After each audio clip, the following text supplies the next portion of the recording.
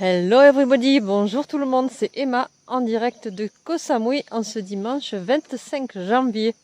J'espère que vous allez bien et que vous êtes confortablement installés pour regarder cette vidéo dans laquelle je vais vous présenter une balade sur les hauteurs de Koh Samui. Alors c'est parti pour une balade au départ de la shortcut entre Menam et La Maille. Là je suis justement au point de séparation entre la vallée de Menam et celle de La Maille.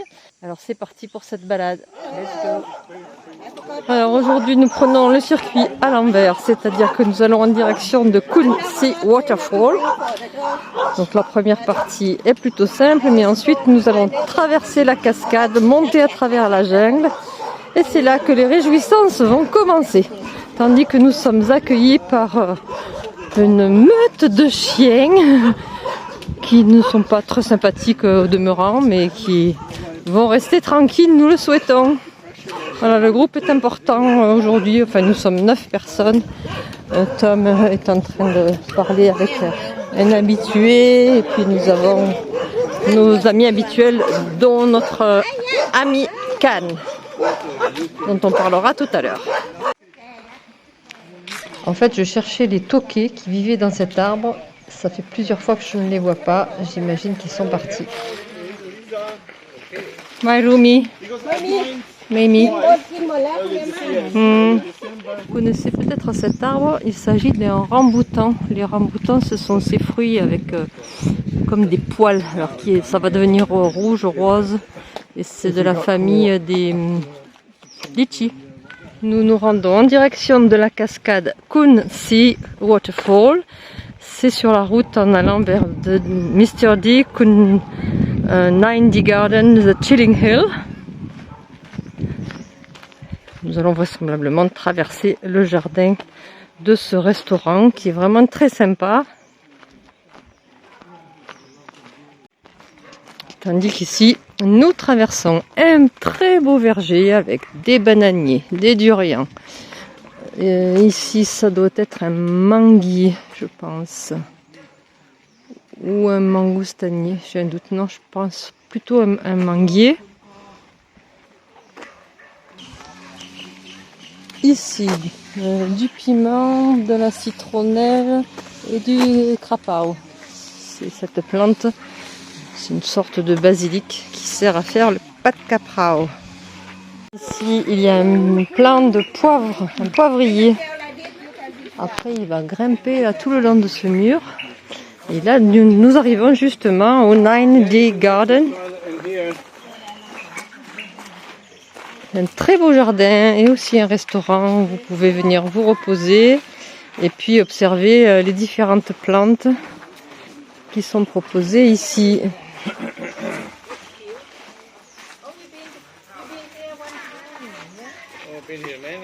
Many times. Ah, ça doit être un goyave. Et ici, un papayer. C'est vraiment un petit coin magique que je vous recommande, même si vous ne venez pas en marchant, vous pouvez venir en voiture, voire en scooter. Il y a des petits salas comme ça. On peut à la fois manger, boire un coup, se reposer et puis visiter ce très beau jardin.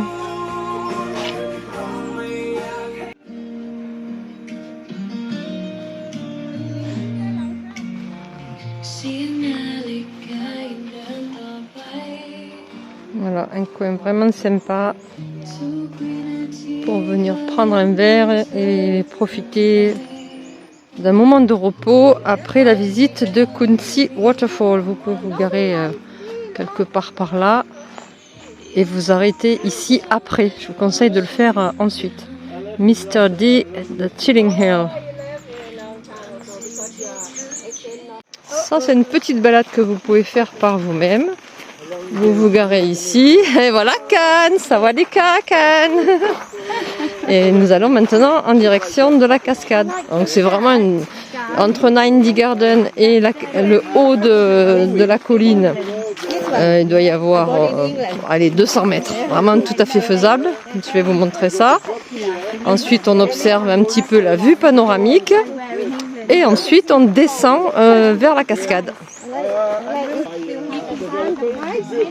Voilà, ça monte un tout petit peu. Route complètement défoncée. C'est pour ça que je vous enjoins vraiment à stationner votre véhicule à côté du Chilling Hill. Et puis ici, d'habitude, il y a une dame qui vend quelques boissons. Voilà, moi je vous conseille d'aller sur cette construction inachevée pour observer la jolie vue. Oh, I think more. Et regardez comme c'est beau. Oh. Voilà, allez, petite vue panoramique. Bon, là on a un peu de nuages aujourd'hui, côté de la mer. Oh, Tom nous disait que Copenhague avait disparu, on l'observe un tout petit peu. Ça c'est la vallée en direction de Menam. Et devant nous, les vergers de durian et autres. Si vous venez ici, vous pouvez descendre un tout petit peu. Là-bas, il y a quelques monuments funéraires avec des statues d'animaux. Allez voir. Ensuite, retour vers cette plateforme et vous partez vers la gauche. Ici, vous voyez, il y a des petits panneaux qui vous indiquent. Et ensuite, c'est facile parce qu'il y a tellement de personnes qui ont marché là que le chemin est tout à fait identifié. Ça descend jusqu'à la cascade en traversant la jungle. Alors quand je dis que c'est un groupe international, là déjà sur 4 personnes vous avez 2 nationalités différentes, 2 Thaïlandaises, 2 Anglais et un 3e Anglais. Là-bas une autre Thaïlandaise, derrière moi Dim est russe et Jir est norvégien si je ne m'abuse. C'est la raison pour laquelle la langue adoptée dans ce groupe est l'anglais ou bien sûr le thaïlandais pour nos amis thaïs. Certaines parlent un tout petit peu anglais. On est dans leur pays, donc bien sûr, c'est la langue pratiquée. Voilà à quoi ressemble l'entrée dans la jungle. Donc comme je vous dis, vous ne pouvez pas vous perdre car il y a une ficelle par endroit. Et à partir de là, nous circulons à travers les racines des arbres. C'est la raison pour laquelle il faut quand même être attentif pour ne pas s'empêtrer dans les racines. Voilà.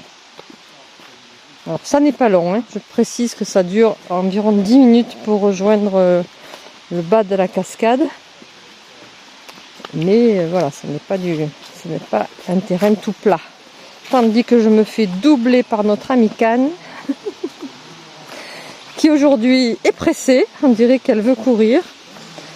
En fait, elle veut être devant pour pouvoir faire des vidéos en nous prenant de face.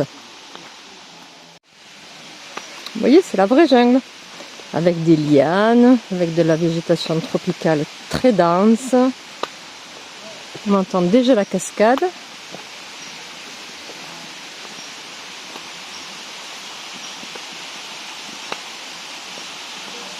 Là, c'est une vraie balade en immersion que je vous propose. Je suis désolée si ça bouge un peu, parce que comme souvent, je ne prends pas mon stabilisateur en randonnée. C'est pas très convivial ni pratique pour moi.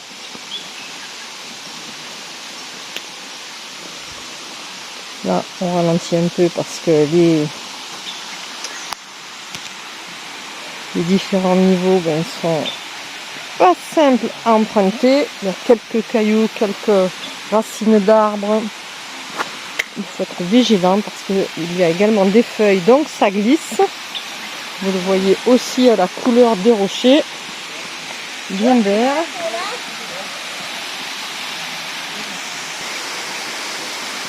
Déjà ici, nous voyons une partie de la cascade. Celle à laquelle nous n'avons pas accès, justement parce qu'elle est en contrebas. Et sur la gauche, une autre partie.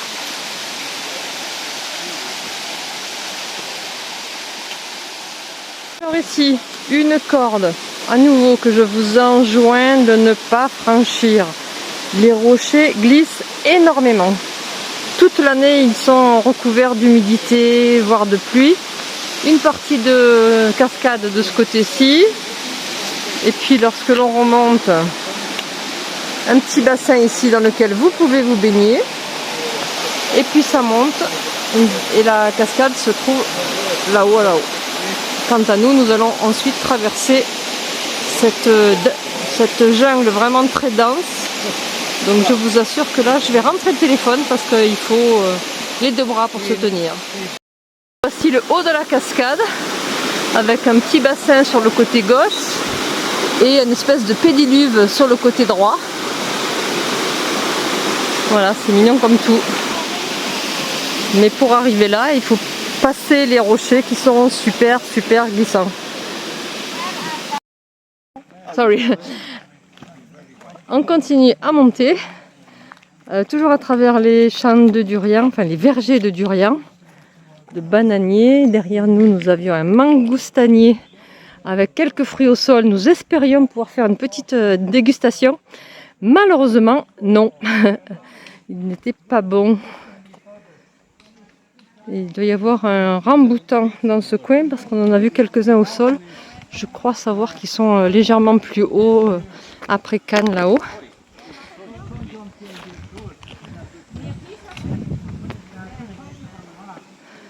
Je vous assure que la traversée de la jungle, c'est vraiment une aventure.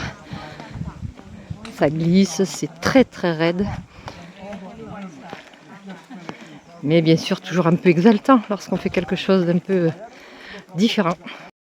Voilà, nous avons trouvé le ramboutan. Vous voyez quelques fruits ici qui ne sont pas encore mûrs. Mais cet arbre est vraiment très gros et surtout très vieux. On peut le voir à son tronc. Petite vue panoramique ici. Nous voici à l'opposé de la colline où nous étions tout à l'heure, où je vous ai montré une jolie vue panoramique. Vraiment complètement en face. Nous venons de terminer la montée qui était particulièrement raide. Et j'en ai profité pour papoter un petit peu avec le reste du groupe, pour ne pas m'isoler. Et en chemin, en sens inverse, nous avons rencontré un couple de Belges que je salue, Christophe et Marilyn, qui étaient en train de marcher en sens inverse. Donc voilà, je leur fais un petit coucou et qu'ils n'oublient pas de me mettre un petit commentaire et un like dans les vidéos. Merci.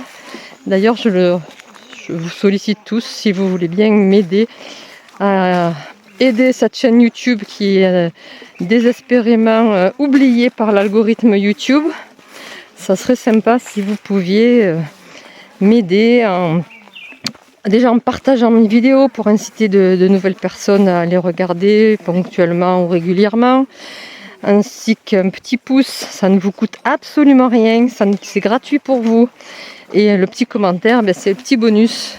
Parce que YouTube considère que si vous avez une communauté active, eh bien c'est que vos vidéos intéressent. Et si vous les regardez jusqu'à la fin, eh bien c'est encore mieux. Alors je vous remercie pour votre aide. Voilà, je vous montre de la canne à sucre ici. Je vous permets de voir des paysages que vous ne verrez jamais et vous ne vous fatiguez même pas pour arriver jusque-là. Alors soyez généreux. Merci. Le bambou, un énorme tronc, je ne sais pas comment on peut dire, de bambou. Vraiment énorme. Et là, on est absolument dans la jungle ou dans la forêt tropicale, entouré de bambous et ici de quelques palmiers. Il n'y a plus beaucoup de palmiers à Koh Samui. Il y en a davantage sur le continent. D'ailleurs, je salue aussi notre ami Pou qui élève des palmiers sur le continent avec sa famille. Là, ce sont de très vieux palmiers. Je ne suis pas sûre qu'il récolte encore. C'est un chouette endroit là, n'est-ce pas? J'en ai parlé récemment dans une précédente vidéo. Je ne sais pas si vous l'avez noté. Je développe actuellement mon blog avec des articles de fond qui reprennent un peu Toutes les vidéos que j'ai réalisées depuis le début, elles seront mieux classées dans des articles de fond d'une part et des articles individuels d'autre part, dans le but aussi, je ne le cache pas, d'améliorer le SEO pour ma villa de location, qui est, rappelons-le, mon seul moyen de rémunération. Sachant que les vidéos elles-mêmes, c'est devenu peau de chagrin. Je crois que je dois être à 10 ou 11 euros par mois et j'ai l'équivalent, autant, même un peu plus, de frais pour des applications pour faire les miniatures et autres. Merci